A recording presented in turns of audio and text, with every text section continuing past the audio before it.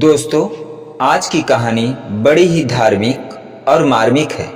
इसे सुनकर आपका दिल गदगद हो जाएगा, तो वीडियो को पूरा सुनिएगा, क्योंकि इस वीडियो में जो कहानी मैं बताने जा रहा हूँ, आज से पहले यह कहानी आपने कभी नहीं सुनी होगी। भीष्म पितामह ने युधिष्ठिर को बताया स्त्रियों का अनूठा रहस्य, जिसे जानकर आप भी हैरान हो जाएंगे। किसी भी रिश्ते में अंतरंगता जरूर होती है। ऐसा कहा जाता है कि जहां पुरुष दिन में कई बार रति क्रिया का आनंद लेना चाहते हैं, वहीं एक सच्चाई यह भी है कि महिलाएं भी पुरुषों की तरह ही आनंदित होती हैं। लेकिन सबसे बड़ा रहस्य यह है कि महिला या पुरुष में से इस क्रिया में किसे ज्यादा आनंद मिलता है। शायद आप इस सवाल का जवाब जानकर हैरान हो जाएंगे। महाभारत के अनुशासन पर्व में मानव जीवन से जुड़े कई पहलुओं की चर्चा है। युधिष्ठिर के एक सवाल काफी लंबे समय से परेशान कर रहा था। सरसैया पर लेटे मृत्यु की परीक्षा करते भीष्म से युधिष्ठिर ने यह सवाल पूछा। युधिष्ठिर ने भीष्म से पूछा कि सहवास के दौरान स्त्री पुरुष में से मिलन का सुख किसे ज्यादा होता है? यौन क्रियाओं के दौरान ज्यादा आनंद कौन प्राप्त करता है? भीष्म ने उत्तर दिया, इस सवाल का उत्तर देना कठिन है, जब तक कि स्त्री और पुरुष दोनों का अनुभव किसी को एक साथ ना हो। फिर भीष्म ने कहा, युधिष्ठिर, तुम्हारे इस प्रश्न का उत्तर भंगस्वा और सकरा की कथा के जरिए ही दिया जा सकता है। आपने सवाल का जवाब पाने के लिए यह कथा जरूर तुम्हें सुनना होगा। बहुत समय पहले भंगस्वा नाम का एक राजा रहता था। वह न्यायप्रिय और यशस्वी था, लेकिन उसके कोई पुत्र नहीं था। पुत्र की चाह में उस राजा ने अनुष्ठान किया। हवन में केवल अग्नि देवता का आदर हुआ, इसलिए देवराज इंद्र काफी क्रोधित हो गए। इंद्र अपने गुस्से को निकालने के लिए दंड देना चाहते थे। एक दिन राजा शिकार पर निकला तो इंद्र ने राजा को सम्मोहित कर दिया। राजा भंगस्वाना जंगल में इधर उधर भटकने लगा। अपनी सम्मोहित हाल में वह सब सुध खो बैठा। ना उसे दिशाएं समझ में आ रही थी और ना ही अपने सैनिक दिखाई दे रहे थे।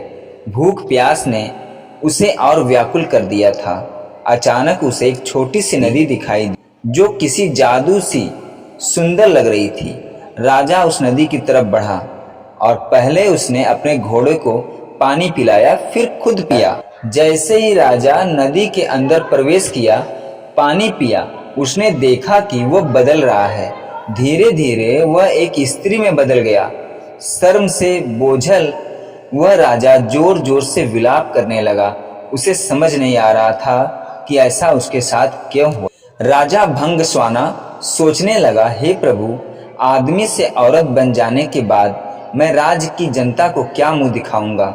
मेरे अग्निष्ठान अनुष्ठान से मेरे 100 पुत्र हुए हैं, उनका सामना कैसे करूंगा? क्या कहूंगा? मेरी रानी महारानी जो मेरी प्रतीक्षा कर रही हैं, उनसे कैसे मिलूंगा?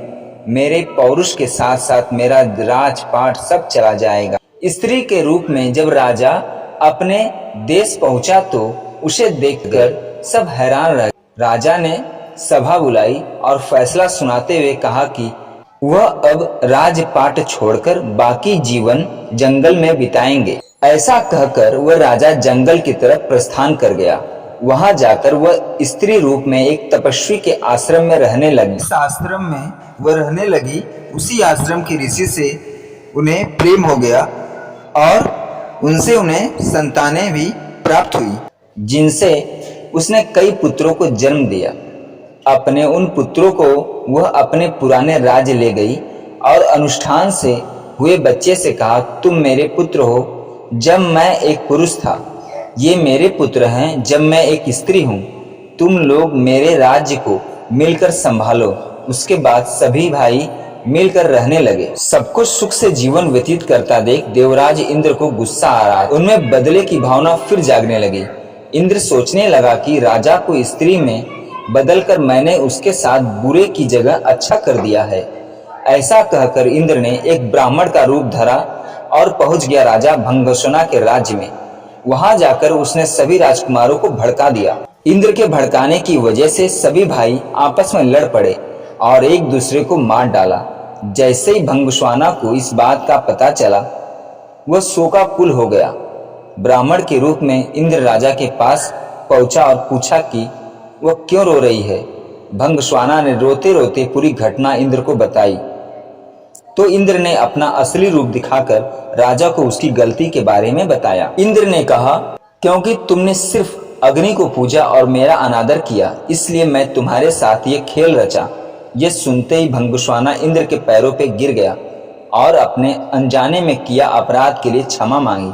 राजा की ऐसी दयनीय दशा देखकर इंद्र को दया आ गई। इंद्र ने राजा को माफ करते हुए अपने पुत्रों को जीवित करवाने का वरदान दिया। इंद्र बोले, हे स्त्री रूपी राजन, अपने बच्चों में से किन्हीं एक बच्चे को जीवित करा लो।